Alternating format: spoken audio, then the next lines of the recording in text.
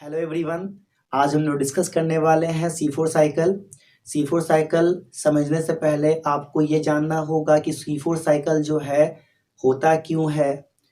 C4 cycle आपका बाबू होने का कारण है रुबिस्को का गलत काम। जब रुबिस्को गलत काम C3 साइकिल में करता है तो उसी का नतीजा है कि आपका C4 साइकिल होता है। तो पहले आप जानोगे वो गलत काम रुबिस्को का है क्या। उसको काम करना चाहिए था कार्बन डाइऑक्साइड को जोड़ने का, लेकिन वो जोड़ने किसको लगता है, ऑक्सीजन को। इसका डिटेल हम लोग जानेंगे पहले। उसके बाद जानेंगे कि जब रुबिस्को गलत काम करता है तो उसके कारण प्लांट्स में होता क्या है। तो प्लांट्स में होता है फोटो रिस्पायरेशन, उसको क्लियर कर लेंगे। और डिटेल में ये जान लेंगे कि C3 साइकिल के साथ एक C2 साइकिल भी चलता है, तब जब रुबिस्को आपका गलत काम करता है तब, यानी कि रुबिस्को जब आपका ऑक्सीजनेज की तरह काम करता है तब। और लास्टली हम लोग डिटेल में डिस्कस करेंगे क्या कि आपका जो C4 साइकिल है वो कैसे चलता है, उसके चलने के लिए क्या क्या उसके पास स्पेशल कैरेक्टर्स हैं, और लास्टली उसको डायग्राम से हम लोग क्लियर कट समझेंगे। हम लोगों ने पहले ही डिस्कस कर रखा है कि रुबिस्को जो है एक एंजाइम है, सेंट्रल एंजाइम है बच्चे, जो कि आपका C3 साइकिल में कार्बन डाइऑक्साइड को फिक्स करने में हेल्प कर रहा था। किसके साथ मिलाकर, RUBP के साथ मिलाकर। यानी रुबिस्को एक ऐसा एंजाइम है जो RUBP को, दैट मीन्स RUBP को ये कहता है कि तू कार्बन डाइऑक्साइड को फिक्स कर ले। किसके लिए, C3 साइकिल को चलाने के लिए। ये बात कौन कहता है, रुबिस्को कहता है। यानी ये कार्बन डाइऑक्साइड को फिक्स करने में हेल्प करता है, तब इसको हम लोग कहते हैं क्या बाबू, इसको कहते हैं हम लोग कार्बोजिलेज। मैंने यहाँ लिख रखा है, बहुत गौर से आप देखो समझो, बहुत इजी है। पहले इसका फुल फॉर्म जान लेते हैं वापस से। Ribulose 1,5 bisphosphate carboxylase oxygenase. अगर ये कार्बन डाइऑक्साइड को बाबू RUBP के साथ कंबाइन करता है और C3 साइकिल में भेजता है, ये कहलाएगा क्या, कार्बोजिलेज। कार्बोजिलेज होना इसका क्या है, प्रीफेंस है। प्रीफेंस कहने का मतलब क्या, प्लांट के लिए अच्छा है, प्लांट को फायदा है इससे। लेकिन जब एबनॉर्मल कंडीशन आती है, दैट मीन्स क्या आती है, आपकी ऑक्सीजन की कंसंट्रेशन स्ट्रोमा में बढ़ जाती है। कैसे बढ़ेगी ये, जब बाहर में ऑक्सीजन बढ़ गया। बाहर में ऑक्सीजन तब बढ़ेगा जब आपका कैनोपी होगा। कैनोपी कहने का मतलब क्या, प्लांट के नीचे प्लांट बहुत सारे होंगे तो वहां पर ऑक्सीजन का कंसंट्रेशन बाहर में बढ़ेगा इन्वायरमेंट में। जैसे ही बाहर में बढ़ेगा तो अंदर का ऑक्सीजन बाहर नहीं जाएगा, क्योंकि बाहर बढ़ा हुआ हाइयर है तो लोअर से हाइयर में नहीं जाएगा। कुछ समय के लिए जैसे ही ऑक्सीजन स्ट्रोमा में ठहरेगा तो ये जो रुबिस्को है बड़ा ही खतरनाक है, बड़ा ही बेवकूफ है। ये कार्बन डाइऑक्साइड के साथ कंबाइन करना छोड़कर ऑक्सीजन के साथ कंबाइन करने लगता है, तब ये कहलाता है ऑक्सीजनेज। और ऑक्सीजनेज जो है, जैसे ही रुबिस्को ऑक्सीजनेज की तरह काम करता है तो आपका एक अलग तरह का कंडीशन क्रिएट होता है प्लांट में, जो कहलाता है फोटो रिस्पायरेशन। फोटो रिस्पायरेशन का मतलब क्या, लाइट के प्रेजेंस में जो रिस्पायरेशन हो रहा है ड्यूरिंग C3 साइकिल, इसको कहते हैं हम लोग फोटो रिस्पायरेशन, जिसमें आपका प्लांट का लॉस होता है। मैंने लिख रखा है, when Rubisco act as oxygenase, plant losses CO2 by the process of photorespiration। ये CO2 को लॉस कर लेता है। ठीक है, कंडीशन कौन कौन सी है जब रुबिस्को ऑक्सीजनेज की तरह काम करेगा। एक तो मैंने बताया कि ऑक्सीजन का कंसंट्रेशन बढ़ जाएगा। कब बढ़ेगा बच्चे, ऑक्सीजन का कंसंट्रेशन तब बढ़ेगा जब बाहर में कैनोपी होगा, बाहर में प्लांट ज्यादा होगा। ठीक है, दूसरा कंडीशन क्या है अब नॉर्मल, कि ये काम करेगा ऑक्सीजनेज की तरह। दूसरा है बाबू, टेम्परेचर ज्यादा हो जाएगा। तीसरा क्या है, तीसरा है कि लाइट इंटेंसिटी, LI मतलब क्या, लाइट इंटेंसिटी हाई हो जाएगी। और थर्ड क्या है कि CO2 का अमाउंट जो है वह स्ट्रोमा में घट जाएगा। जब स्ट्रोमा में CO2 घट गया तो रुबिस्को ऑक्सीजन को फिक्स करने का काम करने लगेगा, तब हम लोग रुबिस्को को क्या कहेंगे, ऑक्सीजनेज की तरह काम कर रहा है, यानी छिछोरा है ये। कभी उसके साथ दोस्ती कर रहा है, कभी उसके साथ कर रहा है। ठीक है, तो बात समझ लो, बहुत खतरनाक है ये। जब एक के साथ दोस्ती लगातार करते रहेगा तो बाबू ये अच्छा है, लेकिन जब दोस्ती एक को छोड़कर दूसरे के साथ बदलता रहेगा तो क्या है बाबू, खतरनाक है ये। तो रुबिस्को बड़ा ही खतरनाक है, बड़ा ही बेवकूफ है, बोल सकते हैं छिछोरा टाइप का ये है। क्यों है? क्योंकि ये कभी कार्बन डाइऑक्साइड को फिक्स करता है या फिक्स करने में हेल्प करता है, कभी ये ऑक्सीजन को फिक्स करने में हेल्प करता है। कार्बन डाइऑक्साइड को कर रहा है तो वो C3 साइकिल में हेल्प आ रहा है, डिफेंस है उसका, लेकिन जब ऑक्सीजन को कर रहा है तो ये अच्छा नहीं है। इससे प्लांट में कार्बन डाइऑक्साइड का लॉस हो रहा है in the form of photo respiration. ये बात समझ में आ रही है? अब बात कर लीजिए, ये जो आपका फोटो रिस्पायरेशन में लॉस हो रहा है वो आपका एक साइकिल के चलने से हो रहा है। कब चलेगा? ये आपका चलेगा तब जब रुबिस्को काम करेगा ऑक्सीजनेज की तरह, तब। यहाँ देखो C3 साइकिल के साथ C2 साइकिल चला है। अब ये C2 साइकिल कैसे चलता है, कैसे ये कार्बन डाइऑक्साइड लॉस करता है, ये हम लोग फिगर से देख लेते हैं। ये बाबू ऑक्सीजन के साथ जब RUBP कंबाइन कर रहा है with the help of Babu Rubisco, यहाँ पर आपका रुबिस्को आ जाएगा। कौन आ जाएगा? रुबिस्को आ जाएगा बाबू। यहाँ पर आपका रुबिस्को आ जाएगा, कुछ ऐसा दिखता है आपका रुबिस्को, मैंने ऊपर बना रखा है। ये आपका क्या करेगा, इसको ले जाकर ऑक्सीजन के साथ जोड़ देगा। ठीक है, जब जोड़ेगा बाबू तो 5 कार्बन, और इसका तो कोई कार्बन है नहीं, तो 5 कार्बन में से 3 कार्बन PGA बना लेगा, फॉस्फोग्लाइसेरिक एसिड। और जो आपका है 2 कार्बन क्या बना लिया आपका, फॉस्फोग्लाइकोलेट। ये क्या कहलाएगा बाबू, फॉस्फोग्लाइकोलेट। आपको याद रखनी है, ये PG का फुल फॉर्म है। और ये PG बनने के कारण ही C2 साइकिल को कहीं पर PG साइकिल भी कहते हैं। क्या कहते हैं बाबू? कहीं पर इसको हम लोग और करके PG साइकिल भी बोलते हैं। क्या बोलते हैं? PG साइकिल, इसी के बनने के कारण। क्लियर है? अब बात समझ लीजिए, जब ऐसा PG का 2 मॉलिक्यूल बनेगा, जब ये 2 साइकिल चलेगा तो आपका टोटल कितना हो जाएगा, 2 2 4। जब ये 4 मॉलिक्यूल बन गया कार्बन का, तो कार्बन के 4 मॉलिक्यूल में से एक कार्बन डाइऑक्साइड बाहर चला आएगा, और जो रिमेनिंग 3 कार्बन रहेगा वो आपका वापस से PGA बनाने के लिए चला आएगा। ठीक है, ये साइकिल ऐसे करके चल रहा है बाबू, ये आपका C2 साइकिल, ये पूरा ऐसे करके जो चल रहा है C2 साइकिल। मेनली आपका यहाँ 2C से लेकर ये घूम कर वापस से 3 PGA पर आया। ये आपका C2 साइकिल है। नॉर्मल जो C3 साइकिल चलता है वो भी देख लो आप। ये आपका 5 कार्बन का RUBP रुबिस्को के साथ कंबाइन कर दिया। किसको? रुबिस्को जो है, सॉरी, RUBP को रुबिस्को ने क्या कर दिया, कार्बन डाइऑक्साइड के साथ कंबाइन कर दिया। रुबिस्को ने RUBP को कार्बन डाइऑक्साइड के साथ कंबाइन कर दिया, बना दिया 3 PGA का 2 मॉलिक्यूल। ये ट्रायोस फॉस्फेट बनाएगा, फिर 5 कार्बन पर भेज देगा। इसका भी कितना मॉलिक्यूल, 2 मॉलिक्यूल, और 1 कार्बन आपका चला जाएगा नीचे। यानी कि ओवरऑल मैं बात करूं तो C2 साइकिल में आपका 1 कार्बन डाइऑक्साइड का लॉस हो रहा है। कितना कार्बन डाइऑक्साइड का? 1 कार्बन डाइऑक्साइड का। तो ये टोटल का कितना है, 25%। 4 कार्बन में से 1 कार्बन डाइऑक्साइड बाहर निकल गया बाबू, तो 4 में से 1 का निकलना 25% लॉस।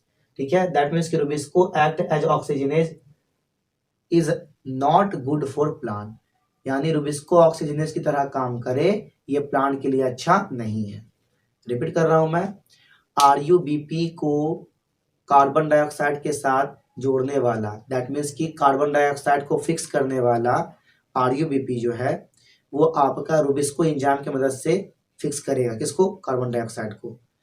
लेकिन जब कार्बन डाइऑक्साइड नहीं मिलेगा तो RUBP को रुबिस्को क्या करेगा, ऑक्सीजन के साथ कंबाइन कर देगा, जो प्लांट के लिए अच्छा नहीं है, प्लांट के लिए नुकसान है। क्योंकि प्लांट इस कंडीशन में C2 साइकिल चला लेता है, जिससे कि 1 कार्बन डाइऑक्साइड का लॉस होता है, जिसको हम लोग फोटो रिस्पायरेशन कहते हैं।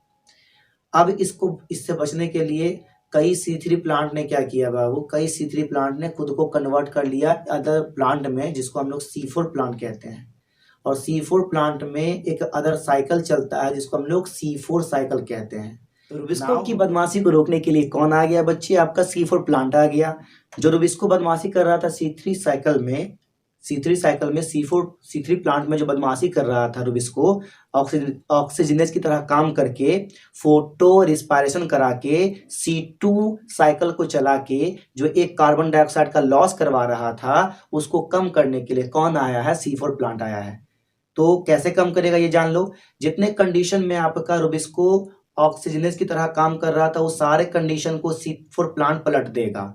यानी C4 प्लांट के पास काबिलियत होगी क्या कि ये हाई टेम्परेचर को टॉलरेट कर लेगा। तो बस रुबिस्को काम करना बंद कर दिया। रुबिस्को क्या कहेगा, बाप रे बाप, टेम्परेचर को टॉलरेट कर ले रहा है, अब तो हमारा ऑक्सीजनेस की तरह काम करना बंद हो गया। दूसरा क्या करेगा, हाई लाइट इंटेंसिटी को रिस्पॉन्स करेगा। जैसे ही रिस्पॉन्स करेगा रुबिस्को डरेगा, फिर से कहेगा वाह, अब ये हाई लाइट इंटेंसिटी को भी क्या कर रहा है, रिस्पॉन्स कर रहा है, तो मैं अब यहाँ ऑक्सीजनेस की तरह काम नहीं कर सकता हूँ, मैं पहले की तरह काम करना चालू कर देता हूँ। मतलब किसके जैसा वो कार्बोजिलेस की तरह जैसा काम कर लेता हूँ, ये बोलता है रुबिस्को। एक और चीज आता है क्या, इसकी प्रॉपर्टी में जब ये सारे काम होने लगेंगे, दैट मीन्स की हाई टेम्परेचर टॉलरेट करने लगेगा, आपका हाई लाइट इंटेंसिटी को रिस्पॉन्स करने लगेगा, तो खुद ब खुद आपका फोटो रिस्पायरेशन लैक हो जाएगा, C2 साइकिल भी चलना बंद हो जाएगा, या बोल सकते हो कम हो जाएगा।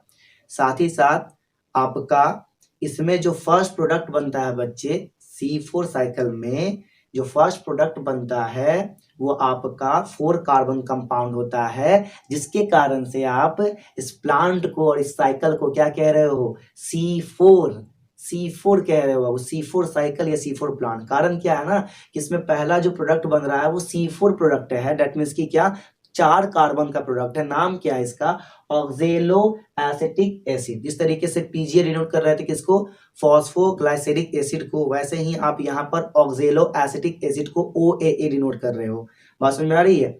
इसके पास स्पेशल टाइप की एक लीफ एनाटॉमी है, और इसी लीफ एनाटॉमी के कारण ये सारे कंडीशन को ये फॉलो अप कर रहा है। ठीक है, कौन सी वो है एनाटॉमी, वो है क्रेंज एनाटॉमी। आप इस क्रेंज एनाटॉमी को यहाँ समझ सकते हो इस फिगर में, उसके बाद मैं ऊपर का बात कर लूंगा। इस क्रेंज एनाटॉमी में आप देख लो, इसका जो स्ट्रक्चर नजर आपको आ रहा है, ये लग रहा है माला मैंने पहना दिया किसको, ये जो गोला है, ये गोला आपका जो है माला कैसा लग रहा है, माला में जो खाली जगह होता है बीच का वो लग रहा है, और बाहर का क्या लग रहा है, इसका फूल जो है वो है। तो बाबू ये जो आपको माला के ऐसा शेप नजर आ रहा है, ये बाबू ये एक स्पेशल सेल का है, जो कि मेसोफिल सेल के साथ मिलकर C4 साइकिल को चला रहा है। वो स्पेशल सेल कौन है, वो आपका है बंडल शीथ सेल। ये किसके अराउंड में है बच्चे, ये आपका है वेस्क्यूलर बंडल के अराउंड में। जो वेस्क्यूलर बंडल जिसमें जाइलम फ्लोएम होते हैं, उसी के अराउंड में आपका बंडल शीथ सेल है।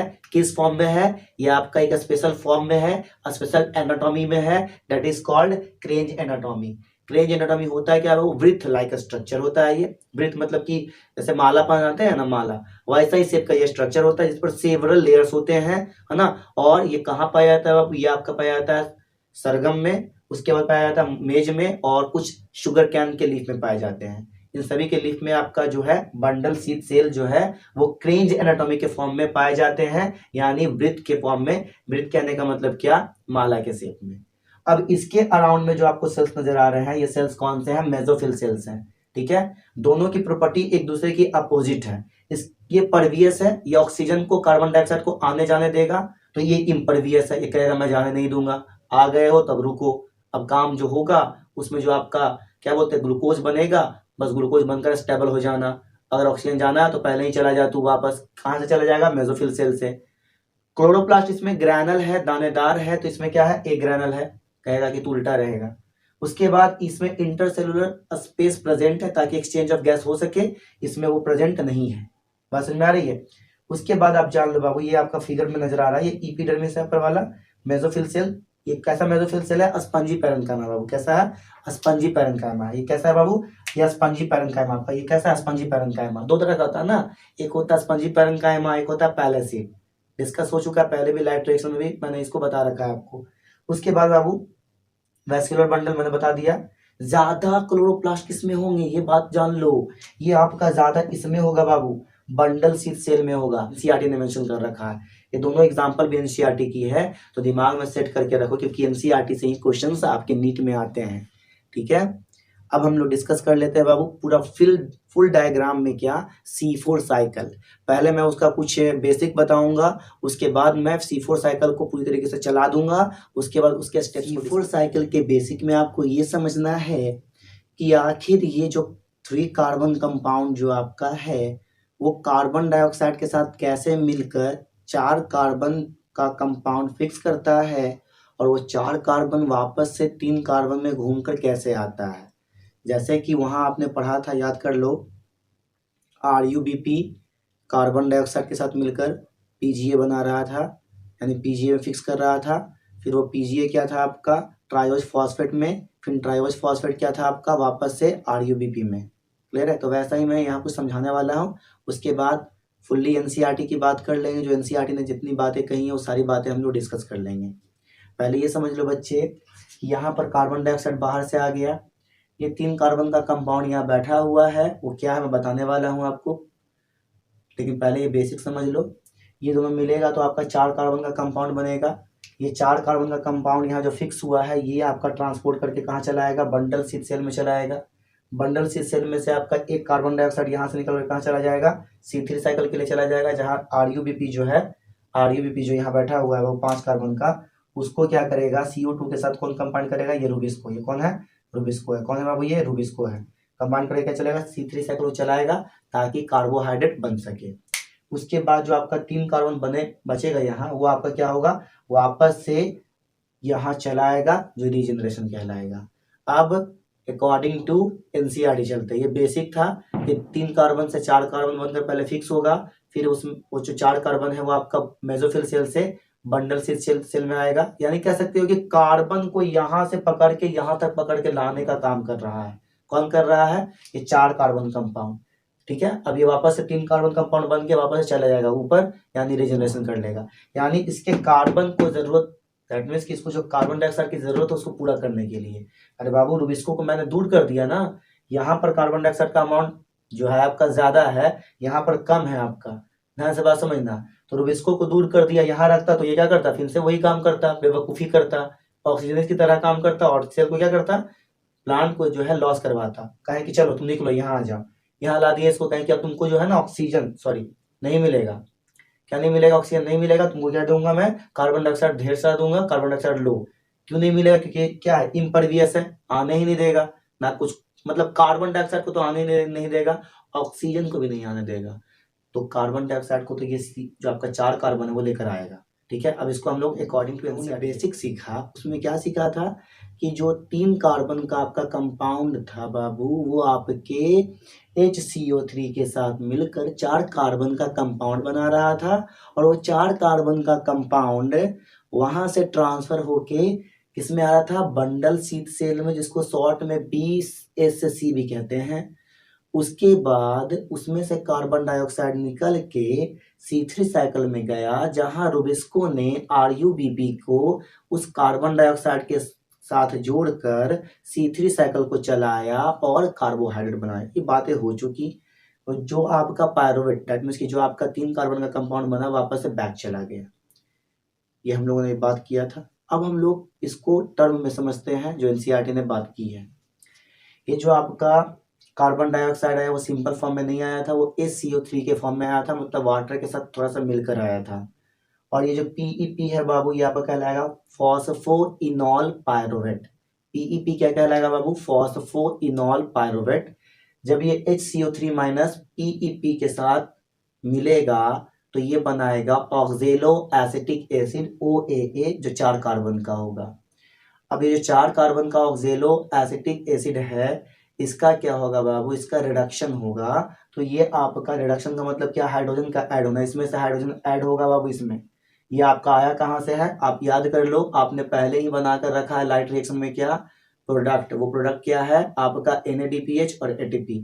तो यहाँ NADPH का लाइट रिएक्शन से क्या होगा, यूज होगा, और यहाँ NADP प्लस बनेगा। तो एक हाइड्रोजन इसमें ऐड हो गया OAA में, यानी ऑक्जेलो एसिटिक एसिड में, क्या बन गया, मैलिक एसिड। ये मैलिक एसिड भी आपका क्या है, 4 कार्बन का कंपाउंड है। कितना कार्बन का बाबू, 4 कार्बन का। अब ये क्या करेगा, यहाँ से यहाँ रीजनरेट कर, दैट मीन्स यहाँ से यहाँ पर क्या करेगा बाबू, ट्रांसपोर्ट करेगा। ये पहला आपका प्रोसेस था यहाँ पर बाबू, यहाँ से यहाँ का पहला प्रोसेस है, जिसको हम लोग बोलते हैं क्या, जिसको हम लोग बोलते हैं फिक्सेशन या कार्बोजाइलेशन। क्या बोलते हैं, फिक्सेशन या कार्बोजाइलेशन। यानी कार्बोजाइलेशन का मतलब क्या, कार्बन डाइऑक्साइड का ऐड होना, कार्बोजाइलेशन। किसके साथ ऐड हुआ, PEP के साथ, क्या बनाया, ऑक्जेलो एसिटिक एसिड। इसका रिडक्शन हुआ तो क्या बना, malic acid. Malic acid transport करेगा कहाँ से कहाँ, आपका मेसोफिल सेल से बंडल शीट सेल में, यानी MC2BSC। इसको शॉर्ट में क्या लिख सकते हो बाबू आप, MC लिख सकते हो। ठीक है, इसको क्या लिख सकते हो, इसको लिख सकते हो बाबू BSC शॉर्ट में, ठीक है, ताकि समझने में आसानी हो। मैलिक एसिड वापस से आपका क्या कर लेगा बाबू, जो हाइड्रोजन लिया था बनने के लिए, है ना, वो वापस से दे देगा और NADPH वापस से बना देगा, ताकि ये इसके चलने में यूज हो। किसके चलने में, C3 साइकिल के चलने में यूज हो। वहां पर भी आपका क्या याद लगता है, याद कर लो, यहाँ पर भी आपका NADPH, यहाँ पर भी आपका क्या चलता है, चाहिए होता है ATP। तो ये इसी रास्ते से, दैट मीन्स फिक्स होकर ट्रांसपोर्टेशन के रास्ते से C3 साइकिल के पास आएगा।